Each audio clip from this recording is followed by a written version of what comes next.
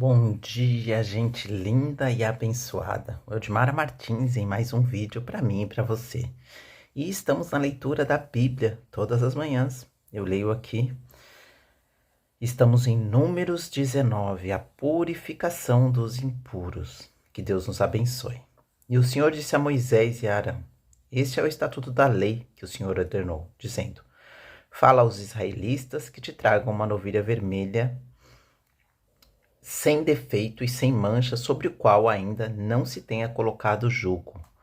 Vós a entregareis ao sacerdote Eleazar, e ele a levará para fora do acampamento, e a sacrificarão diante dele. E o sacerdote Eleazar pegará do sangue com o dedo, e o aspergirá 7 vezes na direção da frente da tenda da revelação.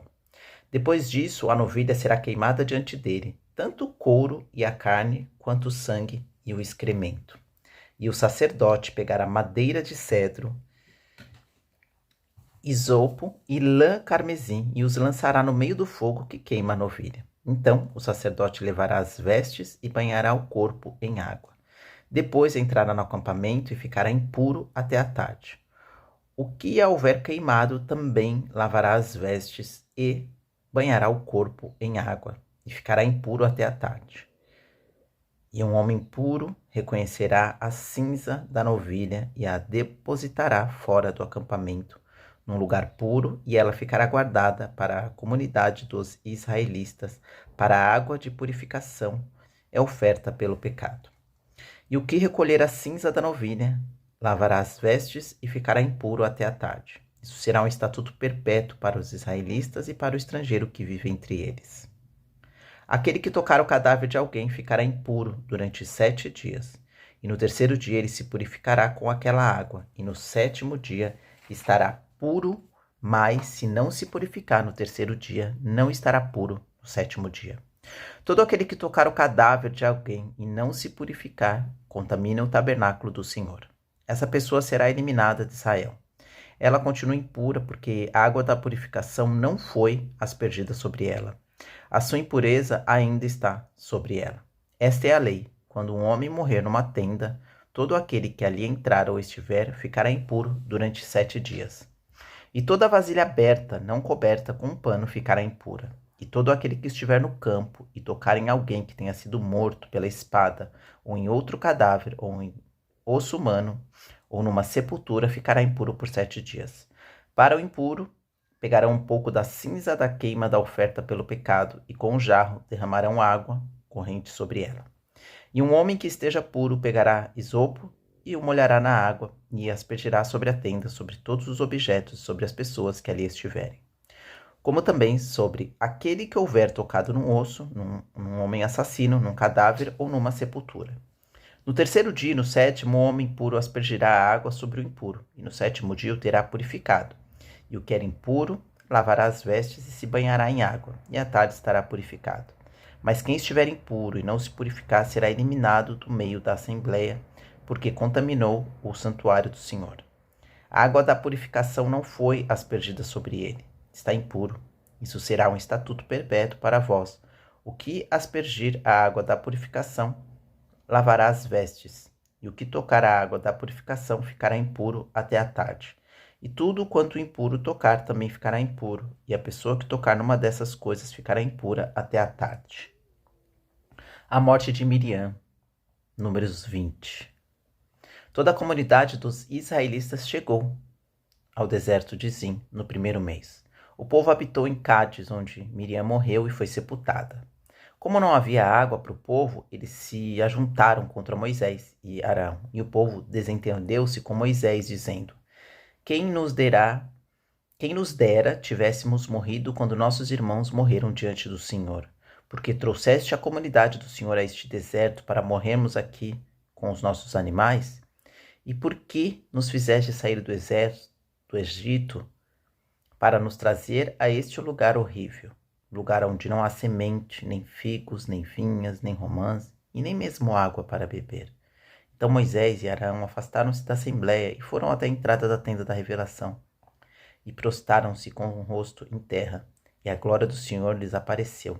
E o Senhor disse a Moisés: Pega a vara e reúne a comunidade, tu e teu irmão Arão. Falareis à rocha diante do povo, para que ela dê suas águas. Tirarás água da rocha e darás de beber à comunidade e aos seus animais. Então Moisés pegou a vara de diante do Senhor, conforme este lhe havia ordenado. Moisés e Arão reuniram a assembléia diante da rocha e Moisés lhe disse: Rebeldes, ouve agora. Será que vamos tirar a água desta rocha para vós? Então Moisés ergueu o braço e bateu na rocha 2 vezes com a vara. E saiu muita água, e a comunidade e os seus animais beberam. E o Senhor disse a Moisés e Arão: Não fareis esta comunidade entrar na terra que lhes dei, porque não acreditastes em mim, não santificando-me diante dos israelitas. Estas são as águas de Meribá, pois ali os israelitas confrontaram o Senhor, que nele se mostrou santo. Moisés pede passagem por Edom. De Cádiz, Moisés enviou mensageiros ao rei de Edom, dizendo-lhe: Assim diz teu irmão Israel, tu sabes de toda a luta que temos enfrentado. Como nossos pais desceram ao Egito, onde habitamos muito tempo, e como os egípcios nos maltrataram, a nós e a nossos pais. E quando clamamos ao Senhor, ele ouviu a nossa voz e ele mandou um anjo que nos tirou do Egito. Agora estamos em Cádiz, cidade da fronteira das tuas terras. Deixa-nos passar pela tua terra. Não passaremos pelos campos, nem pelas vinhas, nem beberemos a água dos poços. Iremos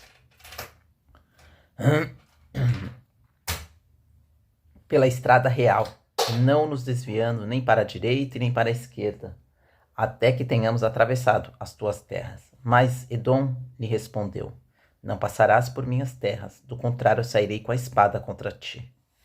Mas os israelitas insistiram: Subiremos pela estrada real, e se eu e o meu gado bebemos da tua água, pagarei por ela. É apenas isso. Deixa-me somente passar a pé. Mas Edom respondeu: Não passarás. E saiu contra eles com muita gente bem armada. E assim Edom não permitiu que Israel passasse por suas terras. Por isso Israel se desviou dele. A morte de Arão. Depois de sair de Cádiz, toda a comunidade dos israelitas chegou ao Monte Or. E o Senhor falou a Moisés e Arão no Monte Or, na fronteira da terra de Edom: Arão será recolhido a seu povo.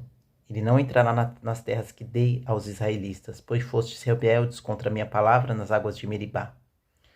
Toma Arão e seu filho Eleazar e faze-o subir ao Monte Or. Depois tira as vestes de Arão e coloca-as em seu filho Eleazar, porque Arão será recolhido e ali morrerá. E Moisés fez conforme o Senhor lhe havia ordenado. Eles subiram ao Monte Or diante dos olhos de toda a comunidade.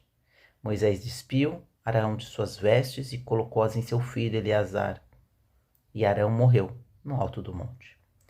Depois disso, Moisés e Eleazar desceram. Então, quando toda a comunidade viu que Arão estava morto, toda a casa de Israel chorou por ele durante 30 dias. Números 21. Os israelitas destroem os cananeus.